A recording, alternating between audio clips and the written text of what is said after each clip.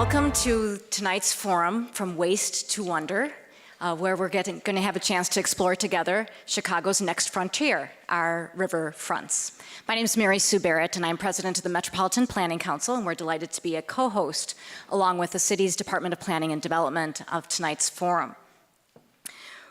What we are here for is because not only are we a co-host, but we are a very proud partner with the City of Chicago on Great River Chicago, which I'll tell you about in a moment, as well as the Chicago River Edge Ideas Lab. I'd like to give you a little bit of background about Great River Chicago to set the stage for our conversation with the panel. So back in 2015, Mayor Emanuel approached the Metropolitan Planning Council with the initial idea along with a group of funders. It was initially the Joyce Foundation, Chicago Community Trust, and ArcelorMittal who came together. And we were quickly joined by groups like the Friends of Chicago River and other funders, Gaylord and Dorothy Donnelly Foundation, the Driehaus Foundation, Boeing, and together this powerful team of civic and governmental and investors had a vision about an inclusive process of listening to Chicagoans about what their visions were for our riverfronts. And the timing was right. This vision really could not have been possible just a few years ago, because really a few years ago, none of us could imagine sipping a glass of rosé next to Lower Wacker Drive. But that's what we are doing today. And the City Winery has become a visiting point, along with many others, of our award-winning Chicago River Walk, which is really a three-season destination. It's very exciting. The same is true of boathouses up and down the river, and there's been a sharp uptick in people's use of the river, as we can all see from those paddlers on our riverfronts. Since much of the activity is downtown, our charge was very clear from Mayor Emanuel. How do we connect all of Chicagoans and all of Chicago neighborhoods to the river?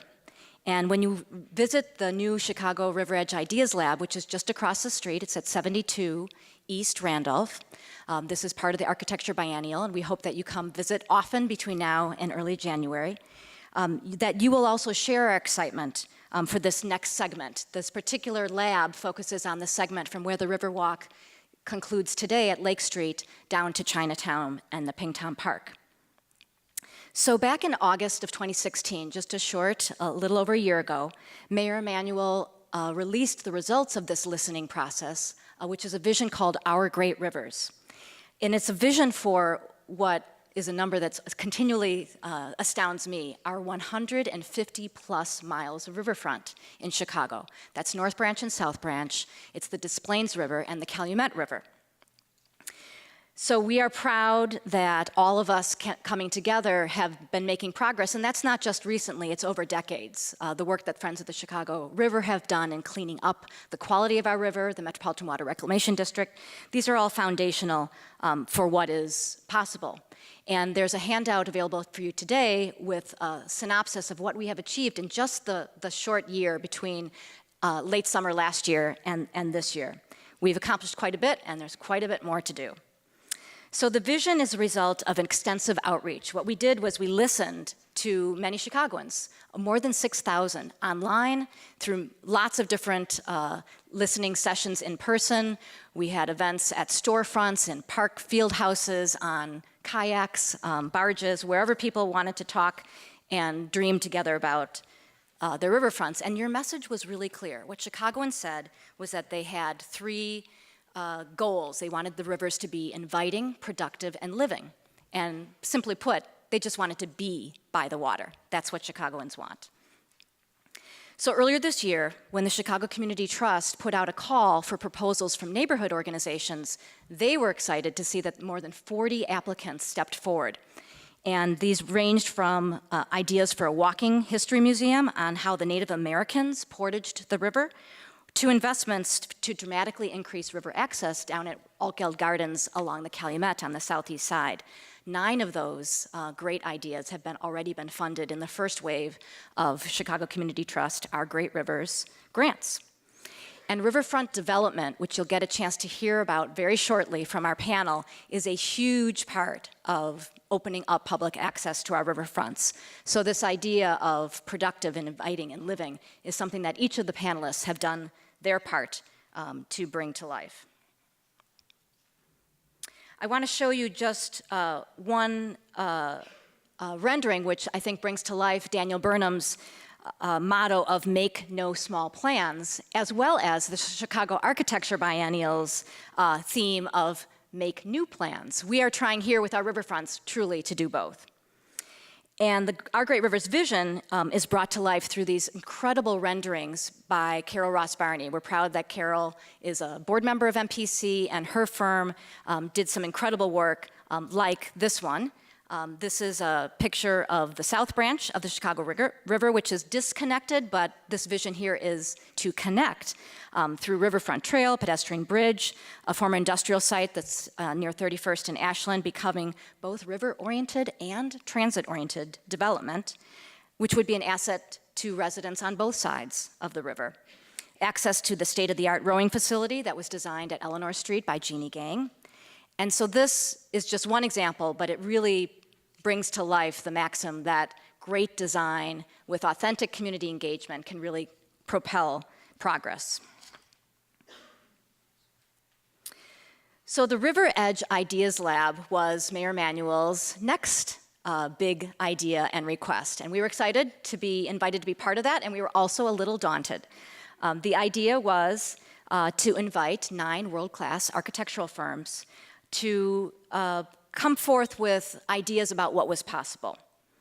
And what we've done here is to listen to the possibilities at some pretty complicated sites. What would you do to open up public access behind the Lyric Opera building, under Congress Parkway, and in an area that's a gap from where the Ping Tom Park ends in Chinatown and some of the new developments are coming up out of the ground?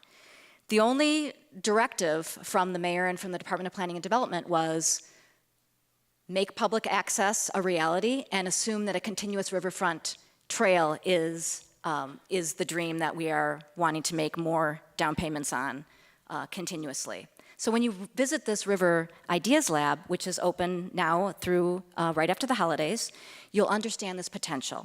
We want to inspire, not just those of you in this room, but all of Chicago, that this, our final frontier, is possible if we have inspired stewardship, if we think big, and if we have the kind of investment behind these ideas. So your feedback is sought, both tonight and in person at the lab or online. You can visit all of the designs at shyriverlab.com. And here's one teaser from the lab. This is a stunning image by Sasaki, one of the 9 firms, and it shows an in-river pool and a farmer's market. And this is just one example of literally 27 amazing ideas that I think will knock your socks off and give you a sense of how we can be creative segment by segment as we continue to build out the core to reach neighborhoods where there's been improvements to access and where we can connect the dots and really deliver on the complete vision of a continuous riverfront trail. So our panel is going to help us understand perspectives from the design, development, architectural communities, and they each have a really interesting personal stories to share. So I'm looking forward to listening with you. And we have a tremendous moderator tonight in Todd Palmer. Todd is the executive director of the Chicago Architecture Biennial. He's been in that role since this past October, and before that, for about 4.5 years, he was the head of the Chicago Public Housing Museum, and he's been the curator and the designer-in-chief of this idea, which is a new concept for a museum, multifaceted, to activate the future site on the near west side, as well as to engage the public in this important history, which actually is intertwined with the Metropolitan Planning Council's history. And Todd is a great person to be providing leadership to this second edition of the Chicago Architecture Biennial. He was a founding director of the multidisciplinary firm that has offices in Chicago, Paris, Barcelona, London, called Program Collective. He's played a role in the exciting outcome, if you've been to Washington, D.C. and seen the new Smithsonian for African American history. Todd was proud to be involved with that, as well as in 2008, the World Expo in Zaragoza, Spain. So he's had international and Chicago deep experience. And we're very excited that his commitment to the built environment, to inclusivity, to valuing our history, but also charting a new course is guiding the biennial at such an exciting time. So if you haven't wandered around this building, I hope tonight will motivate you to do that, as well as the panel that you're about to hear from. Please join me in welcoming Todd.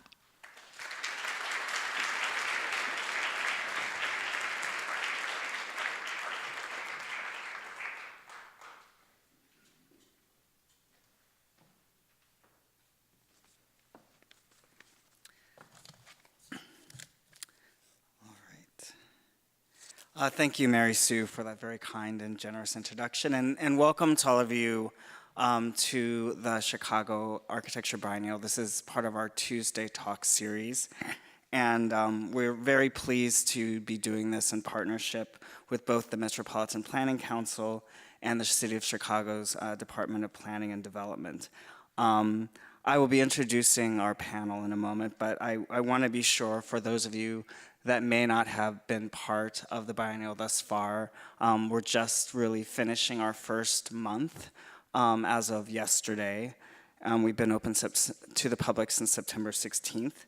The biennial is the North America's largest architecture and design biennial, meaning it convenes every other year and showcases the transformative global impact of creativity and innovation in the built environment, with architecture sort of leading the charge.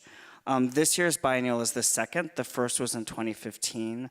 I think it's very important to note that we are housed here in the Chicago Cultural Center, and part of that is because the biennial in 2015 grew out of the city's cultural plan, which was an initiative of Mayor Rahm Emanuel, executed and implemented and envisioned by then Commissioner Michelle Boone of Cultural Affairs and Special Events. And it was really important to think about how Chicago could take advantage of its assets in the built environment and architecture and really benefit the city at large but also reestablishing and reasserting its centrality to the world. So this year, our curators are the husband and wife team of Sharon Johnston and Mark Lee. They run a firm out in Los Angeles known as Johnston Mark Lee, and they have invited 141 architects and artists to participate, and you will see their works, for the most part, in every corner of this building, from the most grand Yates Hall up on the 4th floor to some random corners and hallways that they've re-envisioned as immersive spaces. But we're also, importantly, out in the neighborhoods. So we have 25 different countries represented in the biennial, but the off-sites include Garfield Park Conservatory on the west side, the City Gallery at Water Tower, and we're also really proud, with the aid of the Chicago Community Trust, to be at 6 neighborhood cultural institutions, ranging from the DuSable on the south side to the National Museum for Puerto Rican Art and Culture on the west side, and quite a few others. So it's a celebration of architecture that welcomes in all of Chicago to be part of the world. We also have over 250 partner programs and exhibitions, and we're very pleased that the nearest and most neighboring is actually this River Edge Ideas Lab. So just across the street to Expo 72. And I wanted just to, before I introduce the panelists, just point out the kind of synergies that we're really delighted are taking place. Because the goal of the biennial, Mary Sue mentioned public access, and in many ways, it's to give public better access to the kind of conversations and issues happening in the field of architecture. So before you go across the street, as I know you will do, you'll run into these 2 exhibits that I have pictured on the screen. And on the top image, Barco Leibinger, which is a young firm out of Berlin, is looking at social housing, or what we call public housing, not only as a site for thinking about how to house the most needy, but also places where we could be experimenting with different ways of building and different materials, and also thinking about how that intersects with the labor force and jobs and economies. So this really holistic idea of housing as a site of experimentation gets at also an infrastructure that's overlooked. And we're going to be talking about this river infrastructure that's been overlooked in the city for quite some time. On the bottom image is 514NE, who are Belgian architects who have been working in Tirana, Albania. And it's a little difficult to see, but if you go on the first floor to the dance studio, there's these immersive videos, and it's really reconstructing a traffic circle that's a legacy of not so good city planning. It was polluted, there's fascist and communist sort of overlays of this public space, or what wasn't really a public space. So they tell the story of how the public came together to reclaim this infrastructure, and now it's a wonderful park and plaza, and you can actually, these chairs are samples of custom designs for that plaza, and you'll see a piece of the plaza actually on display here in Chicago. We're very delighted, actually, that not only did the architects come from Belgium, but the mayor of Tirana was here a month ago as part of our opening, and he got to meet our mayor, Rahm Emanuel. And so the idea of that Chicago is this center that a mayor from Albania would want to share how they've overtaken infrastructure, and then crossing the street, see how we are rethinking our infrastructure. This is a really exciting thing that is taking place every 2 years. So tonight I'm going to introduce you to the people who are leading the conversation about how we bring new thinking, new history to an overlooked piece of Chicago's historic infrastructure, and to reimagine it as a second coast and as the river edge. After I introduce them, they'll join me on this stage and present some of their thinking, and then we'll engage in a discussion that brings the public, I hope, into this conversation as well. So let me begin with Commissioner David Riefman. David Riefman was appointed Commissioner of the Department of Planning and Development in August 2015. He's a native Chicagoan and responsible for leading the department's housing, economic development, zoning, and land use bureaus while fostering community improvement projects throughout the city. As Commissioner, Riefman directs the City of Chicago's efforts to foster economic development, affordable housing, and strategic planning in collaboration with elected officials, sister agencies, and community stakeholders.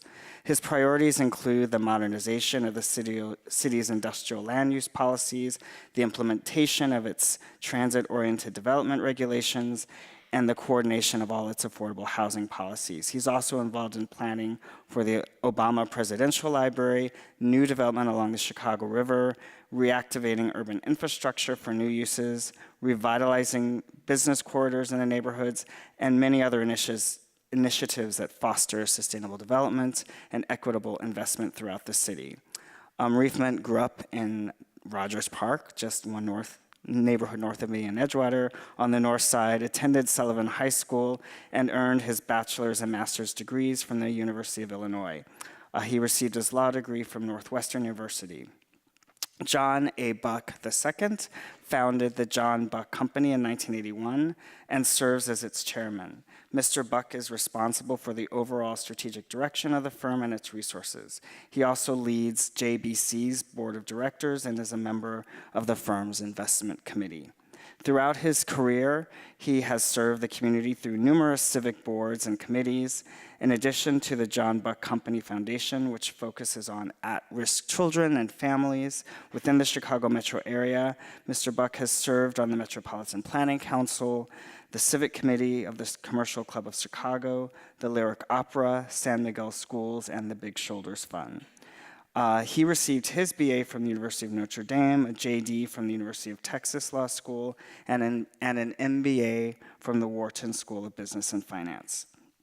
Aaron Levin Carbonargi serves as the Director of Development Services for Sterling Bay, a Chicago-based commercial real estate investment and development firm focusing on the adaptive reuse of downtown loft office buildings, ground-up office and retail developments, and urban campus build-to-suit projects.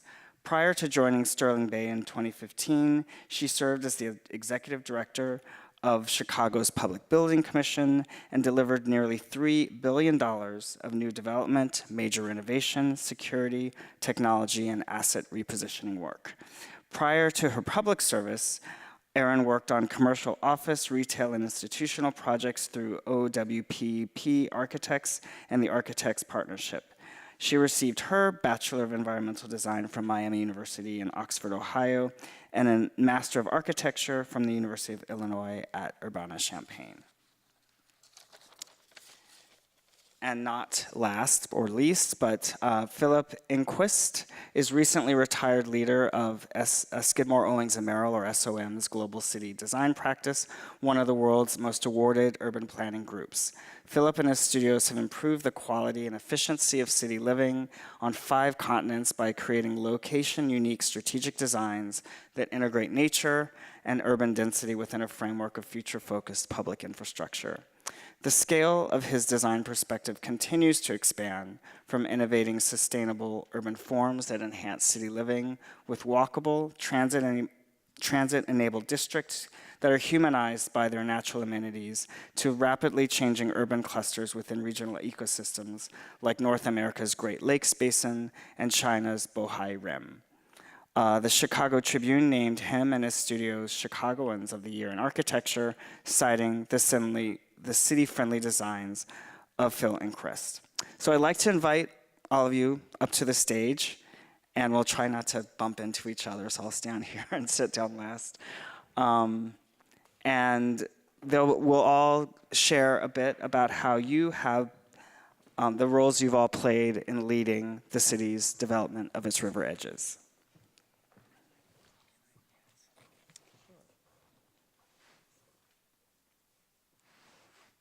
Oh.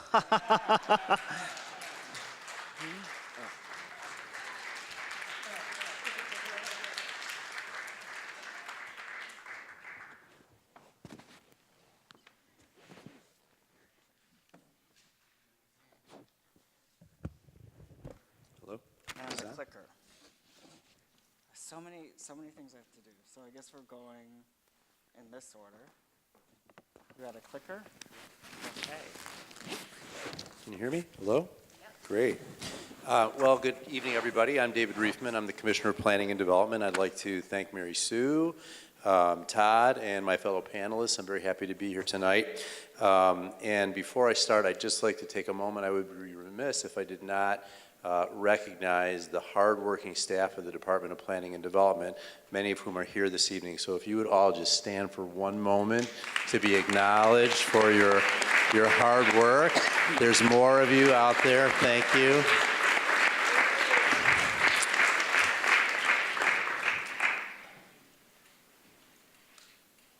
Great. So what I would like to do is I'm going to try to frame the conversation from my perspective, looking at both what I think are the importance of both public investments and private investments in the riverfront. And it begins, from my perspective, with the mayor's vision. And in the beginning of his term, his first term early on, he sort of made an off-the-cuff remark about how the river would be our next recreational frontier. You know, little did he realize at the time that this would kind of cascade into an enormous undertaking, beginning primarily with the work that occurred at the Riverwalk, the main branch of the river. And the mayor's vision at that time was, he was able to secure a very important federal loan. We were able to kind of commercialize the river, and I think everyone sees the results on the south side of the main branch of the Chicago River. And here you see a little bit of the activity that went into the public improvements along the Chicago River, for which we've won many awards. We have 2 million annual visitors. We've seen exponential increases in concession sales and new construction along the banks. I think one of the interesting things that has occurred, which was occurring, but I think we recognize it quite a bit more, is the level of private investment that has accompanied this public investment on both sides of the river, but primarily if you're watching on the north side of the river. So I begin a little bit with the Vista Tower, Jeannie Gang's project along the river, which is on the south side, but then we have the new Apple store, one of the one of the 4 flagship Apple stores in the world that is opening this week along the Chicago River. We see 300 North LaSalle, a Heinz development that's occurred, Wolf Point, which is continuing to develop, 444 West Lake, another Heinz development further west on the river. And again, 110 North Wacker Drive. Actually, I should have flipped here. There's the projects themselves, each of which has been, kind of validated the necessity and the importance of the river as a brand new approach to development. We all recognize the role the lake has played historically, but the river is somewhat new, and I think we're going to start seeing much more along the north side of the river continuing downtown. Now, this has taken us into different directions as downtown pressure has increased, and we've seen growth. And one of the things that we've undertaken in our initiatives was the revisiting of the North Branch industrial corridor. Now, this exercise that we undertook over the last year or so, the North Branch is one of 26 industrial corridors. It's 750 acres between basically Kinsey and Fullerton. And again, the primary purpose of our exercise and our initiative was to look at how to redevelop this land for 21st century jobs-rich environments. But as importantly, this is the entire North Branch of the Chicago River, and the opportunity that redevelopment represents for enhancing the river and its stature as we create these jobs-generating environments. As we go a little bit further north, the mayor recently announced, I'm going to go back one second actually, now, Erin is here representing Sterling Bay, and she'll talk a little bit more about Finkel, but we see the Trib site, the Troop site, which the city owns and has recently sold, we're in the process of selling, for about $105 million given the development activity, which will allow us to leverage neighborhood development in a couple different ways, including a new fleet and facilities headquarters on the south side in Englewood, new public safety, a new public safety facility on the west side for training facilities for our first responders, and 311 upgrades. So again, this is just one element of how the river has played a role in redevelopment of the city. Now, as we move further up, I think, again, the North Branch has taken on this importance, and we have, again, new initiatives. The mayor recently announced the 312 River Run, which broke ground this month, which will connect 3 of our major parks in this area, and again, connect to the Clark Boathouse further north along the river. Now, as we move south along the river, I think what we're seeing is tremendous development activity in a way that I don't think any of us really saw maybe a decade ago. I'll let John speak more to these ideas. He's had so much of a hand in everything we've seen develop in Chicago. But you see this new frontier for private and public investment as we move south. The $600 million investment in the old post office, which is coming along, is a riverfront development. The $1.5 billion investment in Riverline, which is 3,700 dwelling units with 6 acres of open space. The property, the 62 acres controlled by Related at Roosevelt and Clark, with tremendous opportunity, which could house up to 10 million square feet over the next 20 years and maybe $5 billion of development.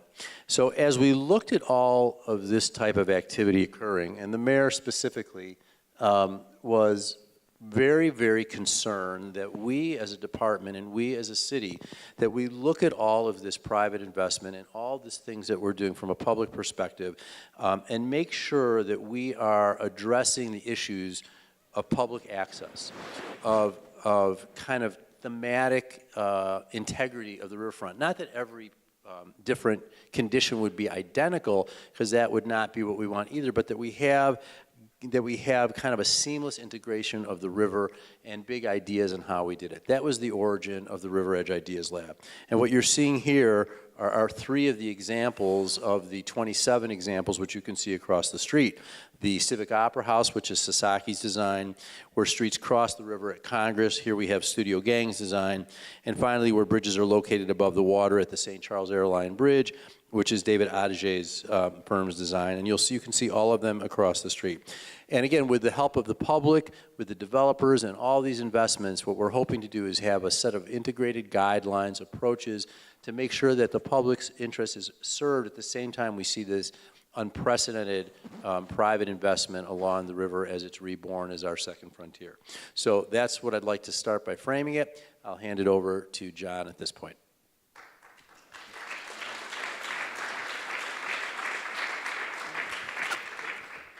Hello? Okay. Which way is forward? So I was asked by Mary Sue to talk about what sparked my interest in the river. I moved here from Texas in 1971 to work on the Sears Tower, and there was a very beautiful lady who in her later years gave a lecture sponsored a lecture series every Monday in April, and one of those Mondays for during lunch. And the gentleman who came, I went to every one of them when I was quite young, and he was instrumental in forming this dirty ditch in San Antonio to what is now very well-regarded riverfront. And I started thinking to myself about the Chicago River, and in the late 80s, I worked with Jonathan Boyer and Heidi Hopper and Beth White of 606 and Open Lands fame, and she at that time was the director of the Friends of the River. So we developed a plan, and Jonathan and Heidi executed that plan to develop a river walk connecting Chinatown to Lake Michigan. And we spent about a year and a half on that and dealt with many segments of government, including the Corps of Engineers. And now it is happening. And we presented this in 1990 to Mayor Sawyer. And now it's halfway there. So, and then subsequent to that, I was able to build an office building at Wacker and Adams on the river with Harry Weiss, who was a delightful architect to work with. And we came up with a scheme to use the Chicago River and to also develop a pocket park, a very small park, on Quincy Street. Well, Quincy Street hardly exists anymore. Sears bought the street. And before that, the federal government condemned the street between Dearborn and Clark to build the Federal Center, but it is still a public street. So in Chicago at that time, you could, if you set back the ground floor of your office building, you could acquire more air rights to build a higher density. And we actually were on 3 streets, Adams and Wacker and Quincy. So Harry went to the then Commissioner of Planning and said, well, wait a minute, we're really on 4 streets. We're actually on the river. Well, that doesn't count. Well, he made it count, and so legislation was passed. So we have a setback there. And then my inspiration for Quincy Park really was Paley Park on 53rd Street in New York City, which is a very delightful oasis. And for the 27 years that we owned 200 South Wacker and so forth, we used that park quite extensively. Jane Byrne was the mayor when she gave us permission to build the park on public land, but the manager of the park would be the owner of that building. So that's how that evolved. And then we developed the first private sector taxi stop on the river, which was really to service Sears Tower, but that's why we did that. So that's how that evolved. And over time, it became apparent to me that my now hometown Chicago has many, many advantages, but one of those advantages is the Chicago River, which I always thought could be used for transportation. Of late, we've explored many, many paths, and Phil Lindquist can talk about the ones above land, but the ones on the river, I thought that we could, the river, we have now, 150 miles of river or something like that are usable, and so maybe we can create bicycle paths on the river, things of that sort to help people get in and out of the loop. So that's more or less my history of the river here.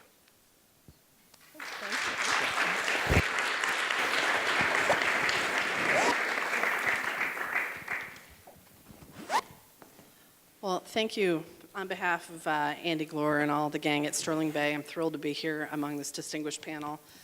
Particularly grateful to Mary Sue and the whole team at MPC and Commissioner Reifman, particularly for moving some of the legislation he has to make the riverfront productive, inviting, and open, and but also, and more importantly, retaining the tremendous professionals and his staff that share that same vision, that bring us all over the finish line to make this one of the cities that people really want to live, work, and play. Really thrilled to be on this particular panel for two reasons. One, the Biennale in Venice is one that I frequent often, and just thrilled to be supportive of the mayor and Michelle's vision to bring the Biennale to Chicago.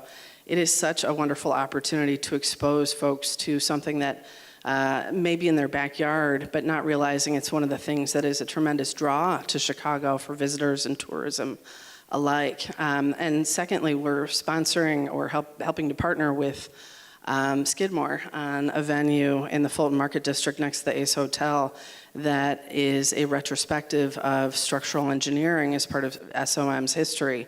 And it's just been a thrill to be engaged in that. My personal history involving the river, when I got piqued and my interest got piqued, and frankly my dismay was piqued in how we don't engage in the river, was when Mayor Daley and ultimately Mayor Emanuel helped to sponsor, fund, and ultimately bring over the finish line the Leonard Louis Fieldhouse down in Chinatown. And taking the water taxi that John and his team brought to life down there, and discovering something that frankly I had not discovered and now has become a mainstay in my children and my husband's and our lives, is taking the water taxi down and grabbing some dim sum from time to time and stopping there. And so embracing that mode of transit, embracing that part of our Chicago heritage is something that has become deeply embedded into certainly how I practice and hopefully what we're going to be able to do at Sterling Bay as we move forward. So I'm really excited to share with you some of the things that we're thinking and actually implementing at this point. And despite what I tell my children, I don't have eyes in the back of my head, so forgive me if my slides are not fully sequenced with what I'm going to share with you. The first project I wanted to share with you a little bit about is the C.H. Robinson headquarters. It's really exciting for us because it is an exemplar of business and productivity in Chicago. C.H. Robinson, as many of you may be aware, is a global logistics headquarters. We are building a 207,000 square foot regional headquarters for this company. They're best in class. They are the leaders in this space of third-party logistics. And they have shared with me on more than a dozen occasions, from inception and programming through the execution of what is now a wonderful building that will be brought online mid-2018, that Chicago is their recruiting tool. They go to all the universities and they have a hard time filling their position. But by bringing them to Chicago and entertaining folks with all of the great things that Chicago has to offer, that is what really brings their staff to work for C.H. Robinson. And it's been really rewarding to be able to bring that vision to fruition. And so for us, what we're excited by, and we've engaged Skidmore, Owings and Merrill and Site Design Group on the landscape, is how do we embrace this site and make it something that's open and accessible to the public and C.H. Robinson alike. As with any riverfront and bridge-adjacent property, we struggle with the topography. We struggle with the grade change. We struggle with the access points. But frankly, our biggest challenges ultimately become our biggest opportunities for what will be cool and engaging space to get people down to the river and ultimately connect, we hope, to the central business district itself. We are just absolutely thrilled, and we think that we're going to be in a position mid-next year to bring on board just some really wonderful opportunities that you'll see with C.H. Robinson. And then the second project I wanted to share with you are some of the ideas that surround the master planning initiatives that we've undertaken on behalf of the Finkel and surrounding properties. So we fully embraced and thank the Commissioner for what he's done and Eleanor's leadership in the North Branch framework. We really are just humbled to be able to work within that kind of a framework that's so forward-thinking, so transit-oriented, so deeply rooted in sustainability provisions, talking about centralized parking, talking about walkability, livability, in how we engage the widening of streets to allow for sidewalk cafes, to engage the river, to make it accessible and allow for points of contact in each street and between buildings, and really allowing that verdant vibrancy that we know can be the Chicago River that unfortunately currently isn't there. Sterling Bay has had the great privilege of being able to assemble over 40 acres rooted in a tannery, yuck, a metal recycling. Finkel, believe it or not, did not use any petroleum solvents within their forging. And so that's a relatively clean site, but there's so much where we as Chicagoans, and particularly with our industry, turned our backs on the river and dumped in the river. And so it's really heartening to be able to be part of and celebrate the engagement with the river, whether it be kayaking or supporting Friends of the River, and the work of the Metropolitan Water Reclamation District and what they're doing with the EPA to clean up the river and make it something that you can canoe on and you can fall in and not be particularly worried. I've done that, sadly. I was a little worried, but what we what we love about Chicago so much in our lakefront is what we need to embrace, and we're excited to embrace as we move forward with what we're planning. So I want to share with you, obviously you see the existing site itself. There's so much potential. There's so many feet of riverfront. And what we have the ability, because we surround both sides, we not only are riverfront, but we are river surrounding on both sides with both the Sims metal manufacturing site and Finkel as well. And as Commissioner Reifman mentioned, under contract to purchase the fleet facility too, to be able to have the most amount of impact on the development and really embrace the way that people access the riverfront, but also multi-modes of transit. Because you have the Metro, you've got the red line, the brown line, the blue line out to O'Hare. We're 20 minutes from O'Hare. We're in a position where people can live, work, and play all within a very tight vicinity and make it a very livable and walkable community. And we're anxious to do that. But the productivity aspect of it and bringing jobs and headquarters to Chicago is something that Sterling Bay is very proud to lead the charge on with Google and now McDonald's. And we know that this is the next frontier in terms of bringing jobs and bringing productivity. C.H. Robinson, that development is retaining 2,000 jobs. Imagine what Amazon and others can do for the city of Chicago. And so we're thrilled to be able to envision and hope and dream that this is, in fact, the next frontier for Chicago. And so just thrilled to be a part of it and grateful to be here and share with you ultimately and hopefully in years to come some of the big ideas like connecting the 606 through, I don't know what slide I'm showing you. Yep, that's the 606 one. Connecting the 606 through, but more importantly in every endeavor, making sure that people can touch the river, get close to the river, be part of it, and let that unique and interesting topographical change, those level changes that are river adjacent and bridge adjacent, be something really interesting for Chicago and for all of us that call it home.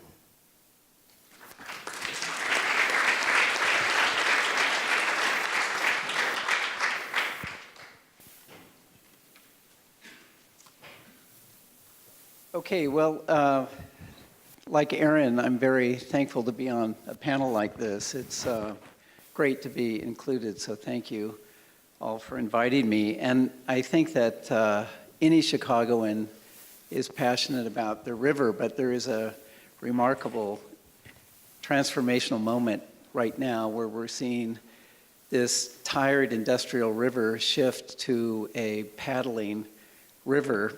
More kayaks on the river this summer than I've ever seen, and it's moving back to a paddle river again.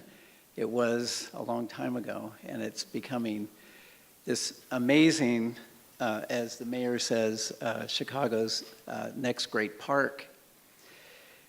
And personally, I've been involved with the river for I think, 22 years in planning initiatives on the river with the city mostly.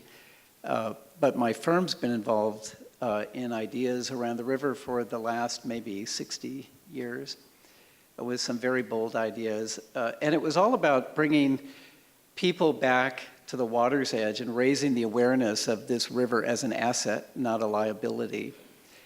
And now we're seeing that really happen. So what I wanted to do today is talk more about the ecology of the river and less about the development opportunities, because we see it now as a preferred address. We see the investments, as Aaron just showed, and John mentioned, of development clearly wanting to be a part of the river.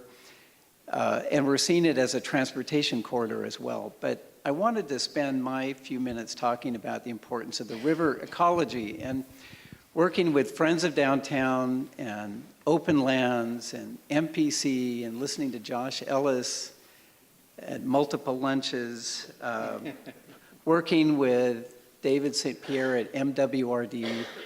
There's a common ground here, real interest in reconnecting the broken chains of the ecology of the river. The way we built the city, the way we create energy, the way we move people has all broken the chains of ecology, and we're starting to repair those. And so for this 150-mile length of river that Mary Sue mentioned, or the 700 square miles of watershed, we can really improve the ecology. So this image is just really to show the importance of this river as an asset and address in the core of the city.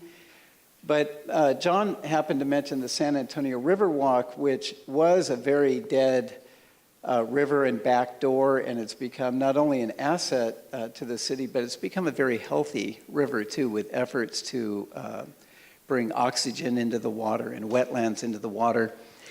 And I'm not sure what else in China, we do a lot of work on river edges in China. Kan Jin-yu is a Beijing architect that's reinventing wetland habitats and biofiltration and changing the aesthetic of landscape so that it actually restores water quality, as you see in this slide. And then I think there's also this amazing opportunity to be innovative on the river. The slide on the right is Robert Smithson. Maybe 30 years ago, he invented this barge garden that got towed around New York City to show that you could create a park on the water. And Tom Leader's raft or barge on the left is really an idea today about how a barge filters water and improves water quality.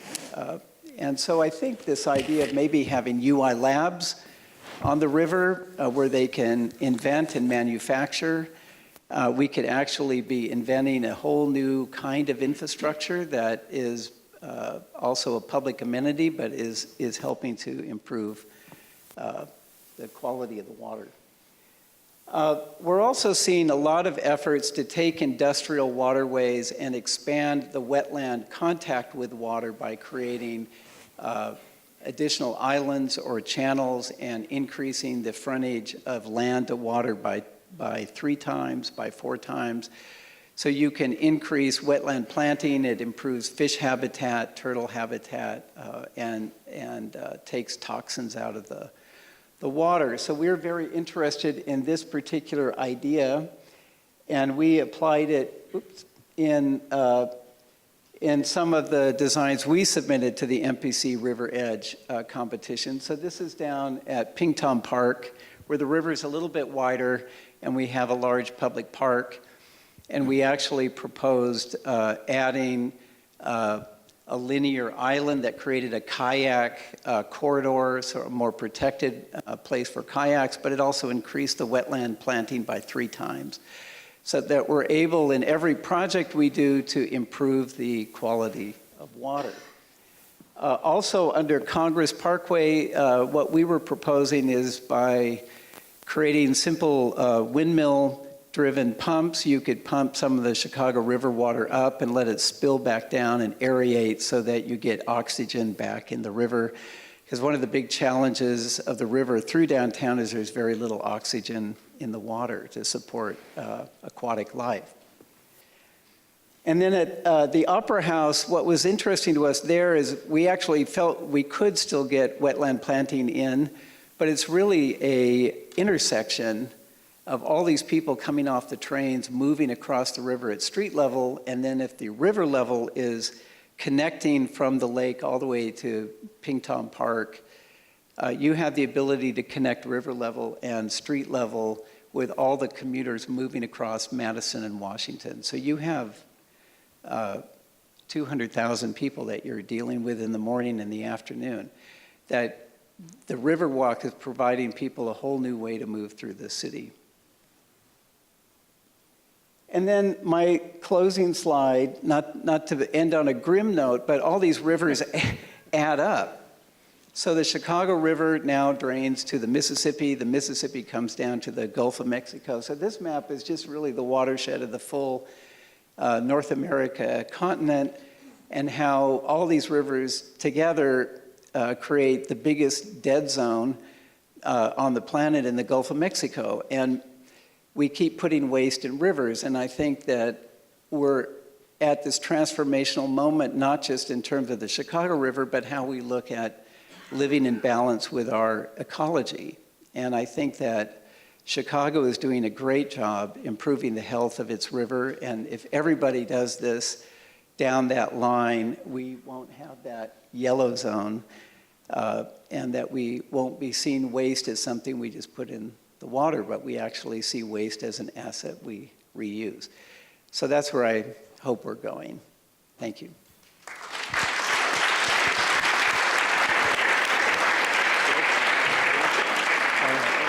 Is this on?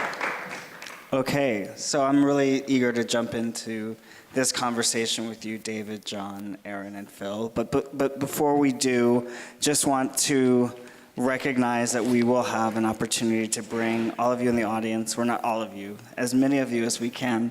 The challenge is we can't bring all of you, so the staff from DPD as well as some from the biennial will have cards for you, and just raise your hand and we'll take as many questions as we can at the end.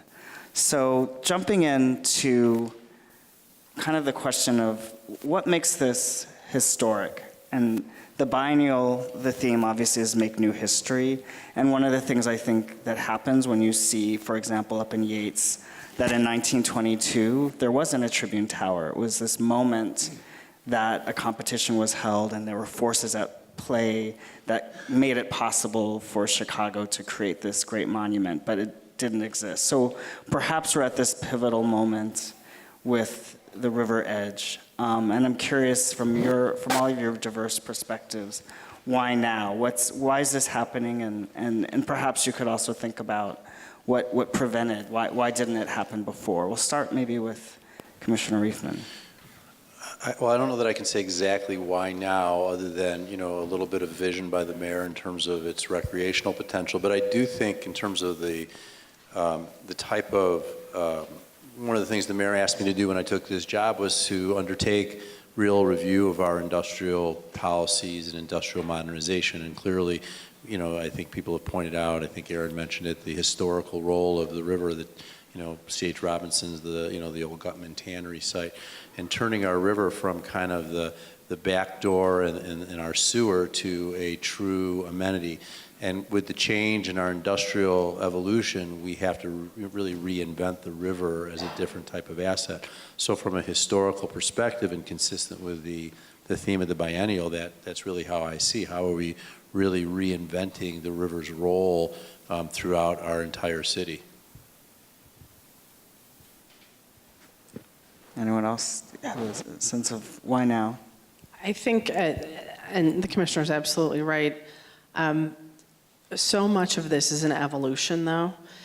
As we see the planned manufacturing districts were meant to protect the blue-collar jobs that were adjacent and protect those manufacturing, those jobs, those households have moved, and those industries have moved well before Mayor Emanuel was in office. And so being able to adapt to today is this moment in time that could easily lay fallow and could not have been captured and engaged the way it has been.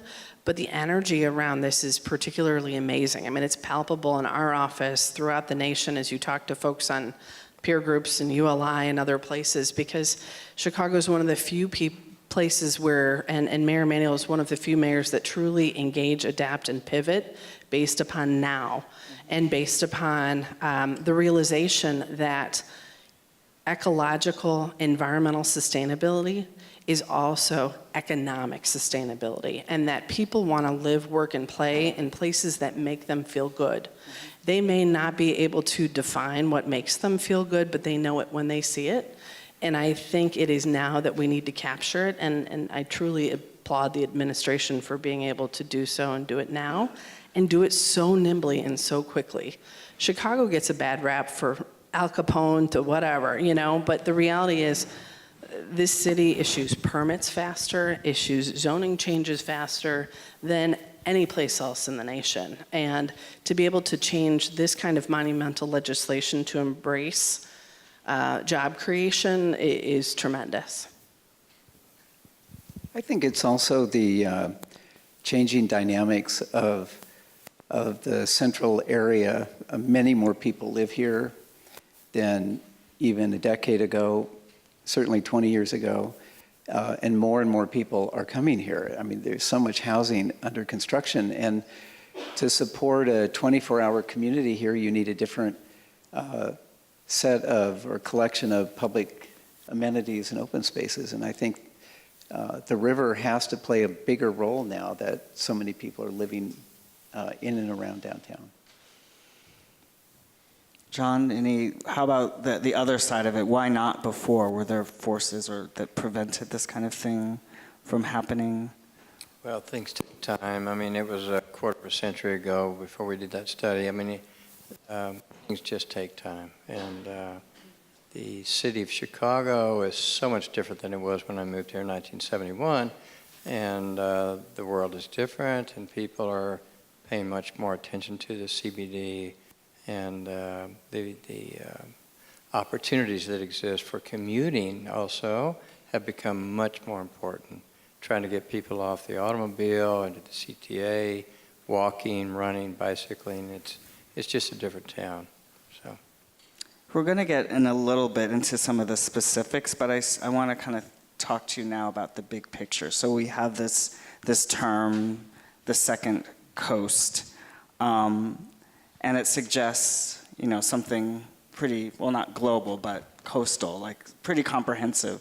So what does that mean to you? What can we expect to see kind of big picture when we think about a second coast of the city?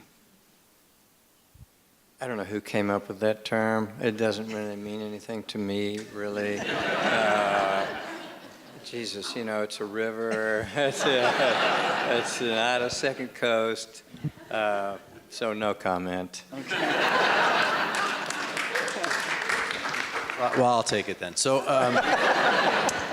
I think it's more, I do go back when you look at my recollection of the history of Chicago and development in Chicago is the importance of, the lake and what the lake represented for development of high-rise, of views, of what of our main waterfront. And in terms of a second coast, I do think that when I look at all the development that is coming through here, we're seeing, each one of these sites generally in control of significant, well-capitalized, visionary development teams, whether it's the related companies or 601 West or CMK and Lend-Lease or the Tribune or Sterling Bay or whoever it may be, you're seeing this kind of, reimagining of the river in a way that we used to imagine the lake. It doesn't diminish the importance of the lake, and the lake does remain our first and most important calling card from an architectural perspective, everything, all the views of Chicago off the lake. But now we have this second vision. So I don't know about coast, but I do think this is gaining momentum and will continue to gain momentum as we see literally billions of dollars of investment along the river in the way we would see billions of dollars of investment previously along the lake. How about from an ecological perspective? What is the coast, the two coasts, how do they in scale compare in terms of their importance, or is it a parity? Well, I kind of agree with John. I don't see it as a coast. I see it as a river. But there's some very interesting experiments going on right now with ecological studies. This young group, Urban Rivers, put these floating wetland islands. They collaborated with the city and put these islands, after I think 5 years of trying to get this thing to work. Now on the east side of Goose Island, they were planted in May. They're all floating. The roots go through and into the water, and now they're just beautiful. And they create habitat and they clean water. And on the main Riverwalk that Carol was so involved with, there are rooms that have wetland plantings. And I think these are the beginning of really thinking about how to soften these hard urban edges and find ways. I mean, really, from now on, every building built on the river just shouldn't do a vertical wall. You know, you should step the wall. You should allow for wetland planting. Vertical walls don't really help the health of the river. Aaron, you talked a bit about calling cards, and I mean, we can actually dispute whether this is the second coast, because I've heard it said that Chicago is the third coast. So I'm curious, right? There's the east and a west and a third. But just from your perspective, how does this coast tie into the appeal of the city for people coming in?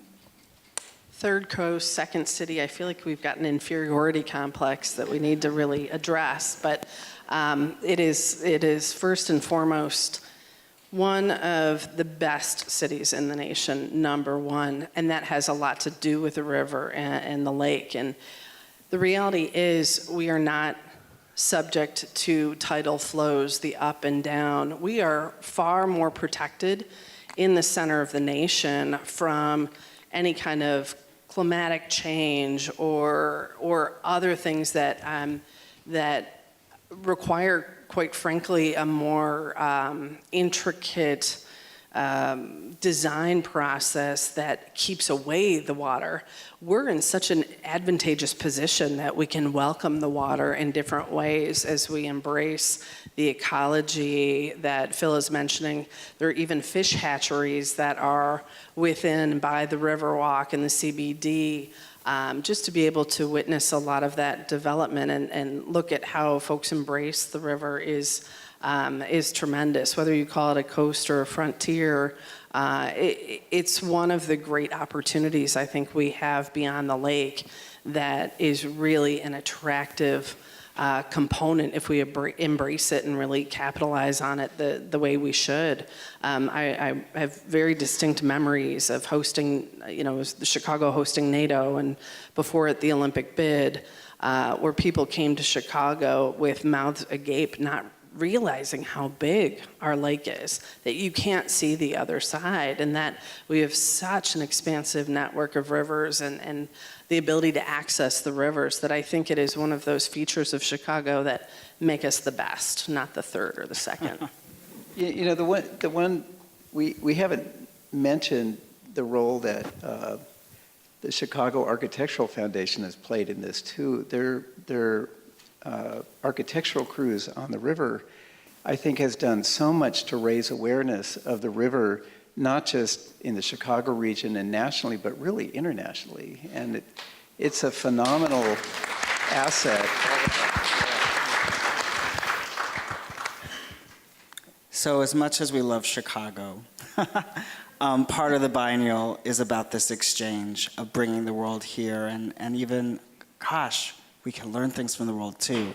So both John and Phil mentioned San Antonio, for example, and I'm curious, looking at the world, at other cities, whether in the United States or abroad, are there things that other cities have done or are doing that you find interesting in terms of river development, ecologically, real estate, reclamation, whatever. I can add one thing that we, when I was with the Public Building Commission, we built a school, first LEED certified school in the city of Chicago. While not on the river, it was on Marquette Park Lagoon.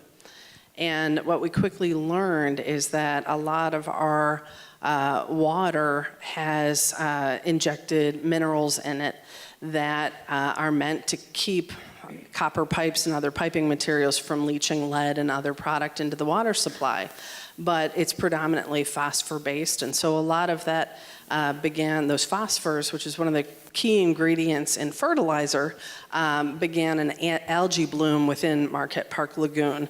And so strangling the wildlife, the fish life within the Marquette Park Lagoon. And so one of the things that we looked at and ultimately employed was a sheet flow of all of our stormwater so that it could go through prairie scrubbers and bioswales before that stormwater made its way into the lagoon itself. That is a very long-winded way, I'm sorry, of saying we need to figure out how to embrace water differently. We have a combined sanitary and storm system in the city of Chicago that is, insurmountable as it relates to the cost of separating those existing infrastructure components. But as we look at that particular school, another school down in Rainbow Beach, we were able to take all the stormwater and send it into, because it's not yet polluted by the sanitary combination, then dump it into the lake, and ultimately that clean water remains clean, and we're not spending energy and resources in cleaning it up. And so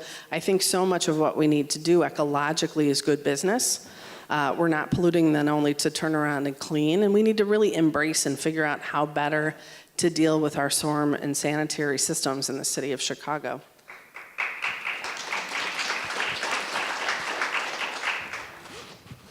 Okay.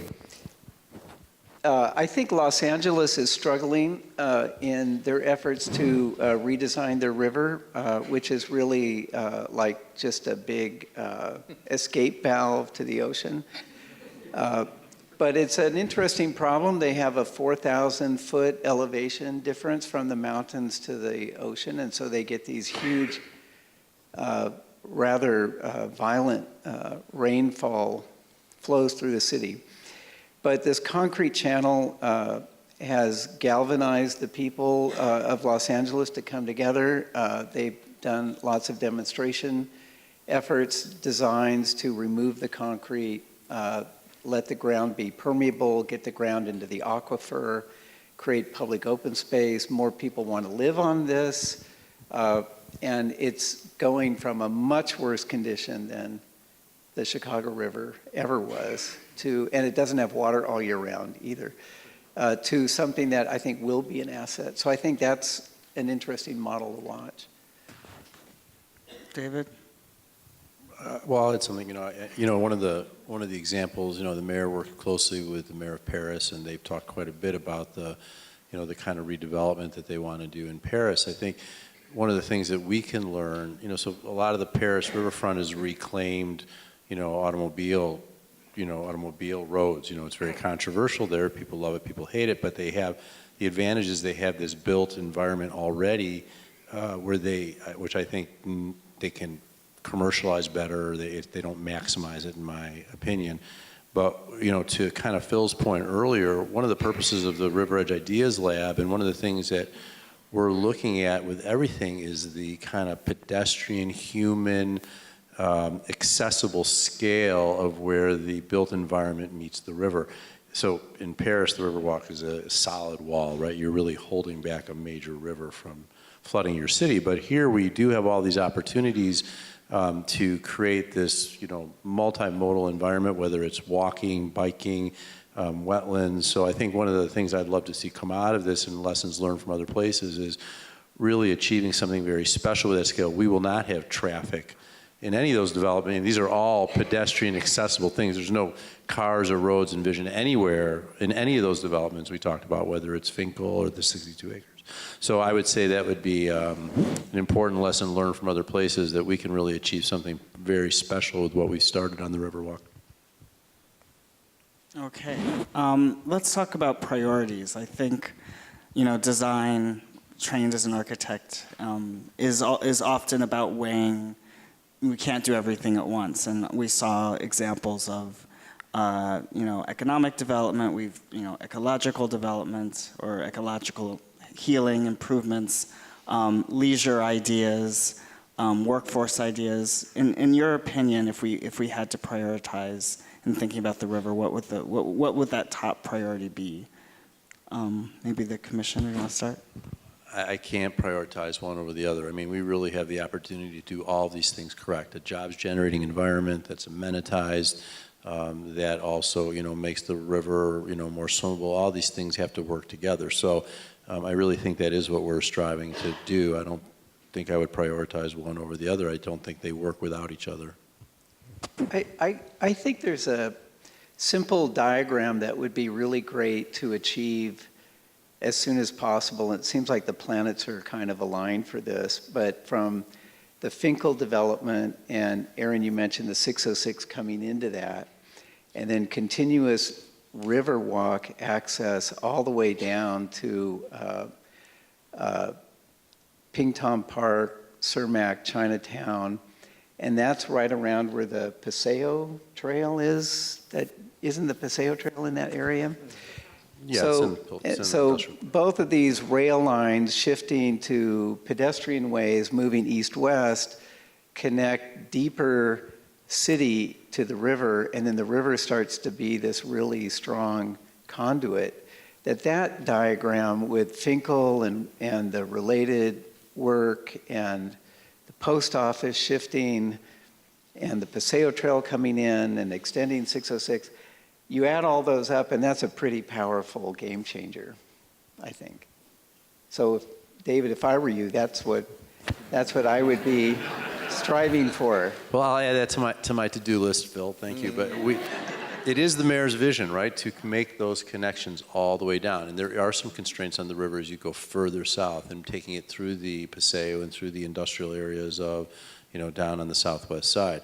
And, John is a big champion of how we can, link continuously along the river. You can speak for it yourself. I won't speak for you, but I know we've discussed many times, how do you make this really continue? The mayor wants to go all the way from McCormick and, all the way on the far north side and bring it as far south past Pingtom Park down to Little Village. So, the vision is there, is how do you execute and how do you deal with all there are some challenging conditions and obstacles, but the desire and the vision, I think, is there.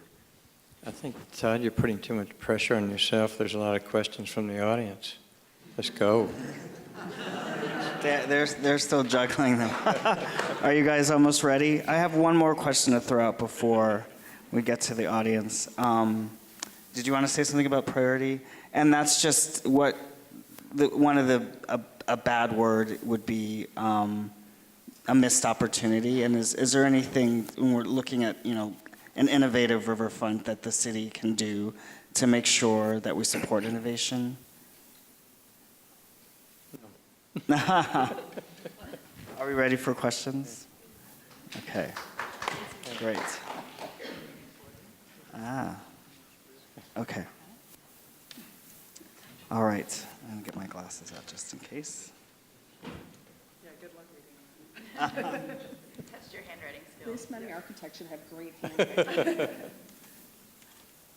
Okay, so how do you hide or move the industry along the north and south branches when the industry is important to the day-to-day life of the city? For example, the Amtrak rail yards or the concrete mills. How do you move the industry?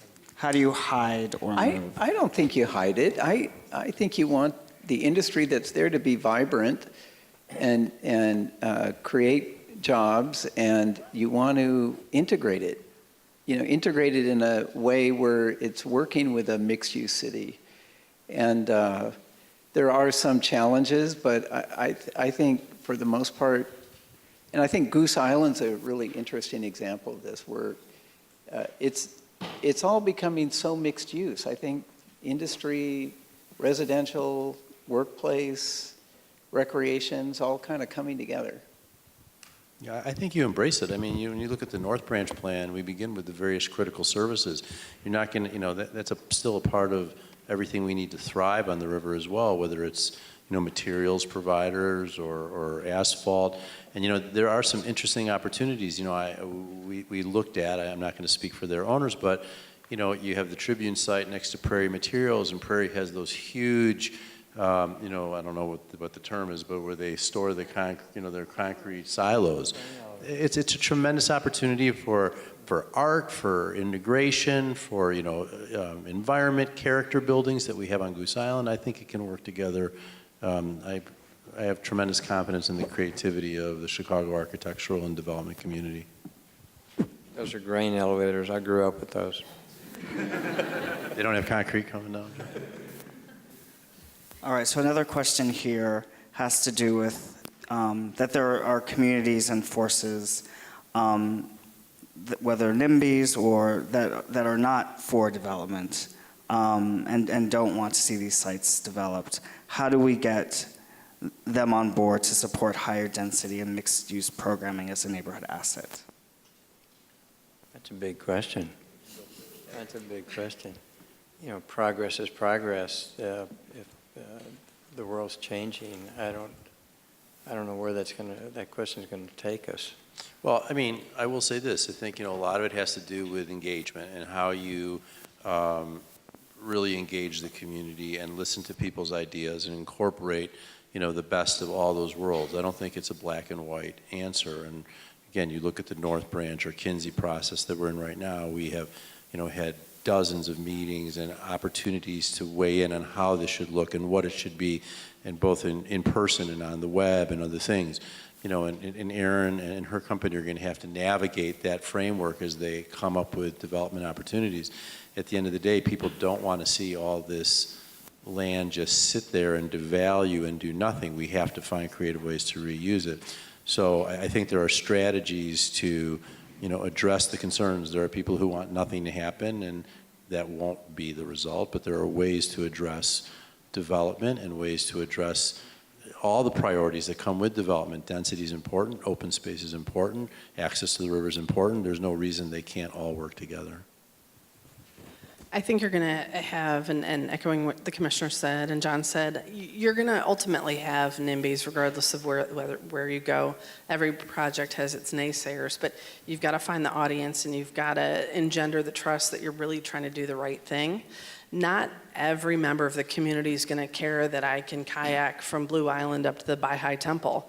But I think a lot more of Chicago recognizes that our safety, our public safety, is rooted in vibrancy and mixed use. Eyes on the Street, Jane Jacobs, you name it. We're talking about that vibrancy allowing for self-policing and making sure that our streets are safe and active and vibrant, but also that safety is deeply rooted in job creation and being able to develop and bring and foster jobs in Chicago is all about the safety and the economic viability of not just our city, but our region at large. And I think hopefully that is something that strikes a chord with everyone, not just the beauty of the river and the engagement therein.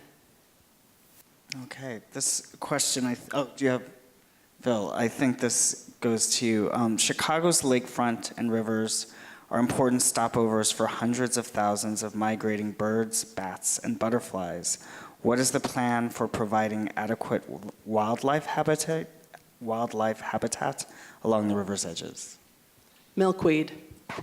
That's right. No, that's good. Yeah, milkweed is good. Well, I think if you just go to the Friends of the River website, they explain the full range of habitat in the river already. And when you're on a boat and you see a river otter, you realize, as they say, there's more than water in this river. I mean, it's really full of life. And as soon as we put those rafts in the water in May, ducks were nesting on them a week later. And I think you've just got to consciously expand the habitat area for wildlife and keep that in the mix with everything else. I mean, everybody's fighting for space, but it's not just about the human being. I think we have to really understand the range of habitat, and what we've lost, and how to get that back.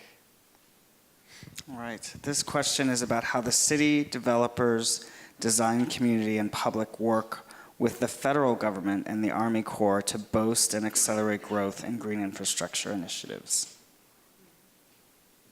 At this moment in time, I'll add. I think we continue to work with the federal agencies in all of our projects, and I think we have to continue to work on everything that pretty much the same way. I mean, there's things that happen at a macro level, and we all have our opinions of that. But there's things that happen at the day-to-day level, and I think that largely continues. And whether you're dealing with permits on wetlands, whether you're dealing with highway issues or transit issues, and I mean life goes on. We continue to work with the federal agencies. Housing issues, that's continuing, as challenging as it may be in this current administration.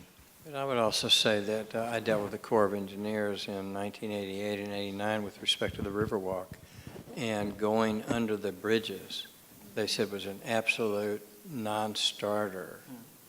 Well, it took 26 years, but Rahm Emanuel figured it out, and he also got money from the federal government for this Riverwalk. So dealing with the federal government is difficult, but you just have to get somebody who's very smart to learn how to do it. I wasn't smart enough.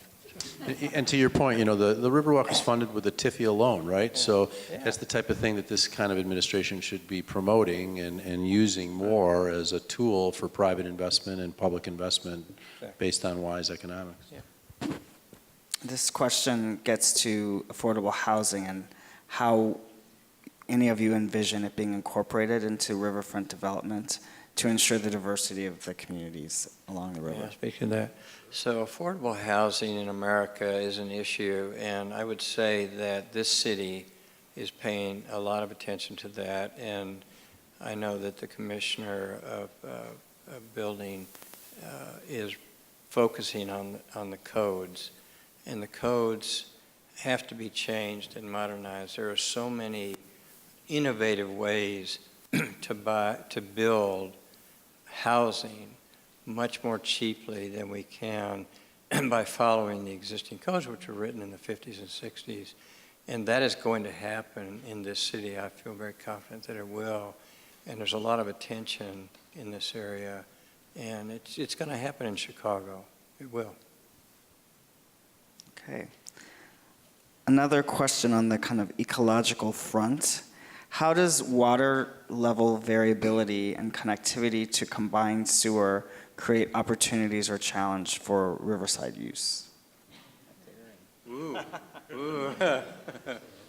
I would guess that was written before I got on my little soapbox earlier, but it's a major challenge, obviously. I think David St. Pierre and the entire team at the Metropolitan Water Reclamation District is doing a tremendous job. They've began several initiatives, heat capture from waste collection, different aeration mechanisms. I mean, it is tremendous. But the reality is, with a combined sanitary and storm system, relatively clean water coming from the skies becomes polluted. And so one of the really heartening things about the Chicago Code that's been implemented in the last, 10, 20 years has been really aggressive and robust stormwater management on site.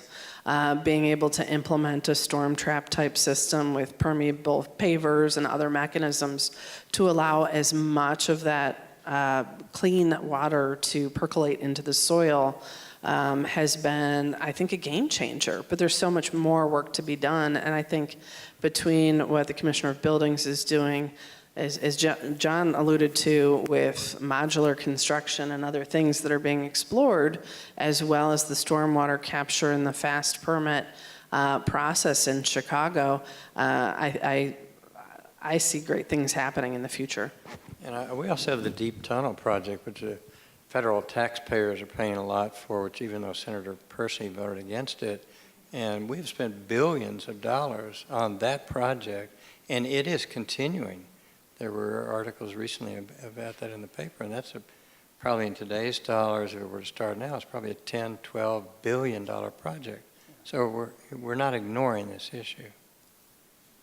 They're just such long-standing issues. It takes a really long time to address any of these horizontal infrastructure issues that are going to continue to cost more and more and more. And, you know, as belts tighten, as economies get harder, it's harder to fund those things when schools need money, other interest group, you know, other interests that are social infrastructure need money. But it's something that we need to address and we need to pay particular attention to as a city. One of the things we're seeing, which is a change in sort of aesthetic value, is the idea of not just holding water on site, but also the sponge city concepts, permeable urban ground plains, shifting away from the mowed lawn to native grasses. And I think also the shift from most city park departments to allow biofiltration of urban stormwater in public parks. So I think that all of these things add up to getting more water in the aquifer and less water in pipes, polluted water in pipes that go straight out to waterways. And I think that shift in aesthetic value, I think, needs to keep moving forward. Mowed lawns aren't really the smartest way to go. And if we could shift our aesthetic values to native grasses, that alone would make a huge impact. There's been, you know, Chicago's looked a lot at European examples, particularly German examples of green and vegetative roofs to combat the urban heat island effect. But we can look back to them now as a lot of European countries are implementing green roof solutions that have the ability to capture more water in the planting medium itself. So the storm capture becomes a component of the green roof, as well as a subterranean storm trap system and other things like that. But I think it's incumbent upon all developers, all architects to continue to research and look to examples both here and abroad for how we can be better about stormwater. And this might be close to the last question, but I think having gone to the exhibition and seen a lot of the renderings that really get at the sort of leisure and recreational uses, and yet there are still commercial uses and barges, and just this question, and I'm curious as well, how do you all foresee how those uses are balanced? Commercial and recreation. Well, that's the whole purpose of the Ideas Lab. You need to come across the street, look at the ideas, sign on to our website, give us your ideas. We'll incorporate that. I don't think we know the answer to that quite yet. That's our whole lab. So I hope you'll all come across the street and give us your ideas on that very question. All right. So thank you. To close the panel, I want to thank all of you for this discussion, and thanks to the audience for participating tonight. Particularly a great thanks to the Chicago's Department of Planning and Development and for the Metropolitan Planning Council for coordinating this evening's programs, and to all of the staff for helping me not trip over myself tonight. And as I think David already made the pitch to visit across the street, we also welcome you to see all the exhibits in the Cultural Center and throughout the city. You can't miss the shimmering awning of the River Edge Ideas Lab. And there's also many more talks planned at www.chyriverlab.com. So thank you once again, and enjoy the rest of your evening.